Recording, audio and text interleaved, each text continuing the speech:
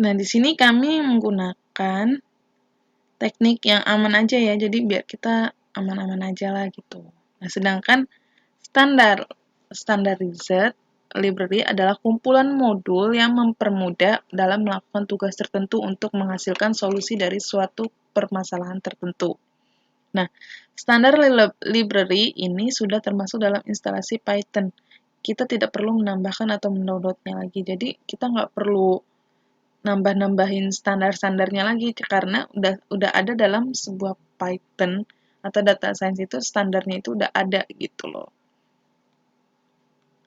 Nah, di sini akan kita lihat ya di sini. Nah, di sini saya menggunakan data normalized with sklearn from sklearn import preprocessing. Import NumPy di mana kita NumPy karena pada normalize ini di sini ada array-nya.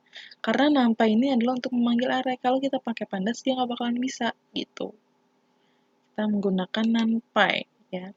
Normalize total bedrooms column x underscore array sama dengan np.array dmuas. Nah, dmuas ini adalah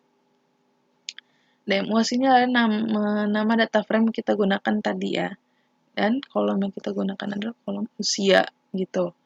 Normalize underscore x dan preprocessing normalize. Nah, kita running nih.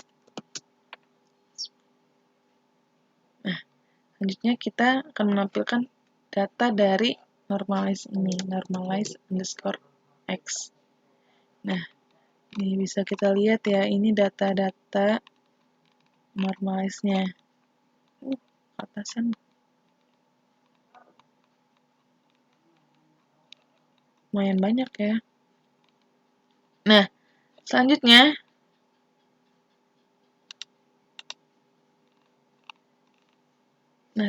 kita akan menampilkan algoritma.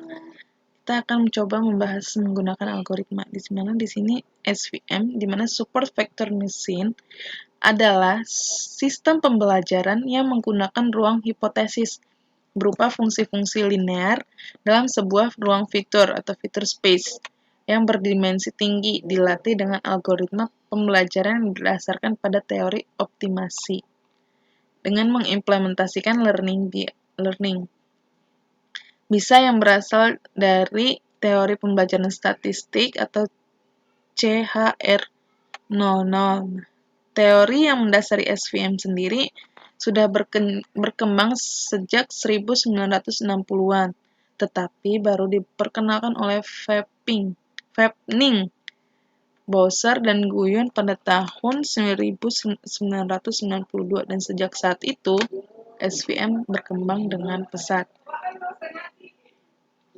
Nah, proses pembelajaran pada SVM bertujuan untuk mendapatkan hipotesis berupa bidang pemisah terbaik yang tidak hanya meminimalkan empirical risks, yaitu rata-rata error pada data pelatihan, tapi juga memiliki generalisasi yang baik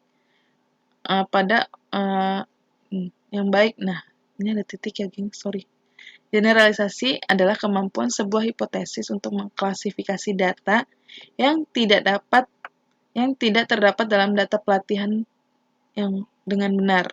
Nah, penggunaan SVM dalam bentuk survived maupun unsupervised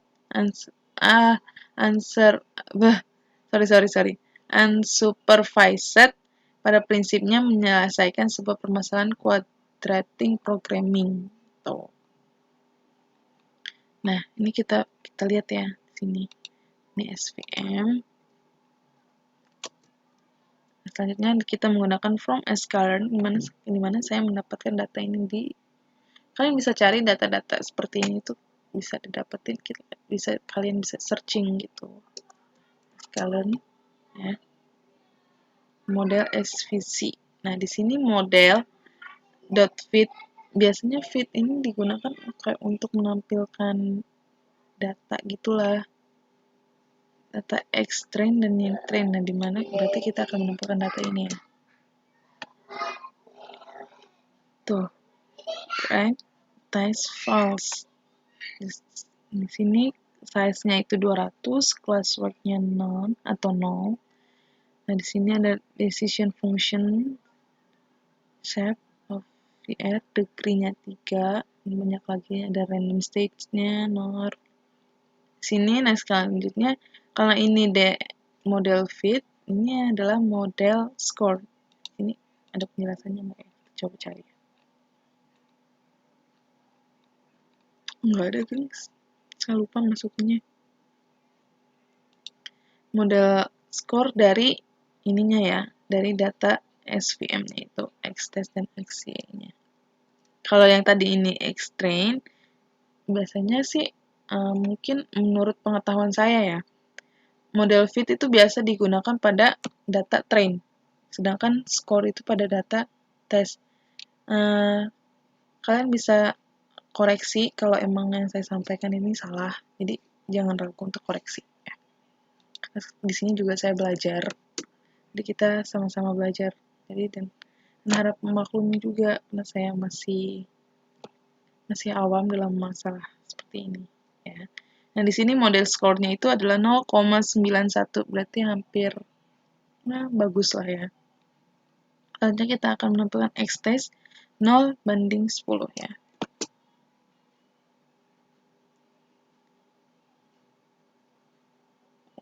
Nah, ini adalah data-datanya ya. 0:10-nya ini. Ini juga ya. Nah, selanjutnya ini karena yang X-nya, kita akan tampilkan sekarang yang Y-nya ya. Tampilkan Y-test-nya. Tuh. Dalam jumlah cutinya itu nggak ada, tipenya integer 64. Oke. Nah, selanjutnya kita akan bahas random forest. Nah, sini. Nah, random forest. Dalam machine learning, sering kita mendengar tentang metode random forest yang digunakan untuk menyelesaikan permasalahan metode. Metode random forest merupakan salah satu metode dalam decision tree. Nah, decision tree-nya itu beda lagi nih sama random forest gitu. Bahasanya beda lagi. Tapi dia termasuk dalam salah satu metode decision tree. Decision tree atau pohon pengambilan keputusan adalah sebuah diagram alir yang berbentuk seperti pohon dan memiliki sebuah root node atau kayak semacam akar gitulah, yang berisi tentang pertanyaan tentang data atau sebuah leaf net untuk memecahkan masalah keputusan. Nah, berada pada root node yang berisi tentang pertanyaan tentang data dan sebuah leaf node yang digunakan untuk memecahkan masalah serta membuat keputusan. Dan decision tree juga mengklasifikasikan sesuatu sampel data yang belum diketahui kelasnya ke dalam kelas yang ada gitu. Jadi decision tree ini digunakan untuk menghindari overfitting pada sebuah dataset yang pada saat mencapai sebuah akurasi yang maksimum. Nah,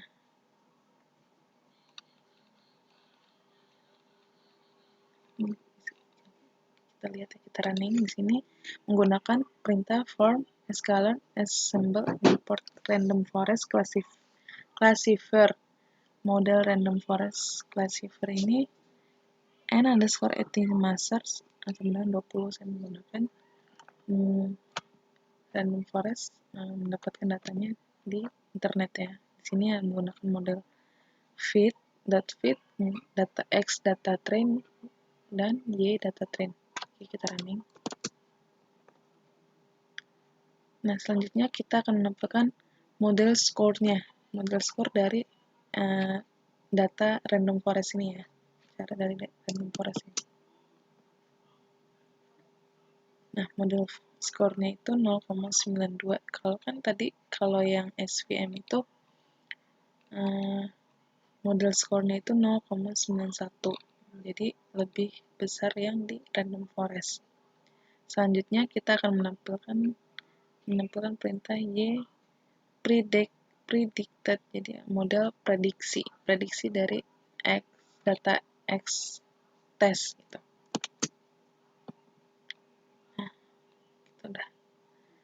Oke, sekian